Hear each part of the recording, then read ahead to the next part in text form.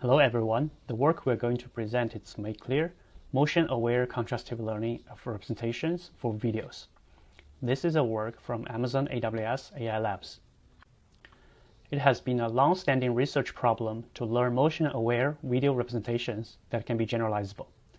For example, shown on the left is the Kinetics 400 dataset, which is a popular large-scale dataset for video representation learning. Whereas on the right is shown the something dataset, which is much more motion-focused and with fine-grained classes. The domain gap between these two datasets make it challenging to train on kinetics and then transfer to something. Therefore, in this work, we focus on guiding the model to focus on motion-sensitive regions and thus lead to more generalizable representations. There are many research work that aim at learning useful representations by solving pretext tasks that exploit the temporal aspect of videos. For example, Shuffle and Learn, Brattley et al., and OPN all propose to learn video representations by predicting whether frames in a video clip are in the correct order or not. On the other hand, DynamoNet aims to learn representations by predicting next frames, while SpeedNet does so by predicting the playing speed of a video. Recently, given the success of contrastive learning in the image domain, there have been several work that borrows the idea and apply it into the video domain. Our work follows the contrastive framework, but crucially, augment it with a motion-to-visual distillation objective. To start, we present a visual-to-visual contrastive learning objective as the first part of our full objectives. Specifically, given the clips cropped from videos, we compute an info NCE loss to pull together representations from clips sampled from the same video, while pushing away representations for clips that are sampled from different videos. Next, we introduce our motion-to-visual contrastive learning objective that explicitly forces the model to focus on regions of large motion.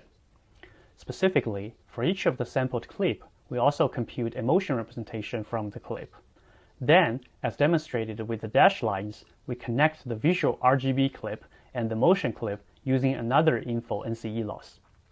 This way, the motion clip provides a strong signal on where to focus on during the representation learning, which, as we will show, leads to much more motion-aware video features. Finally, in addition to these two learning objectives, we also add a motion-to-motion loss term and combine all three to form our final learning objective. An important design choice is how to represent motion inputs to the network. We experimented with 4 different options and found flow edge map to be the best due to its robustness to the noise in motion estimation, as well as its capability to suppress global camera motion.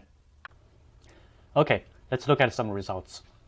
Taking the MaCLR pre-trained representation, we transfer it to various downstream tasks, including action recognition on something v2, reach C2, UCF, and HMDB, as well as action detection on AVA.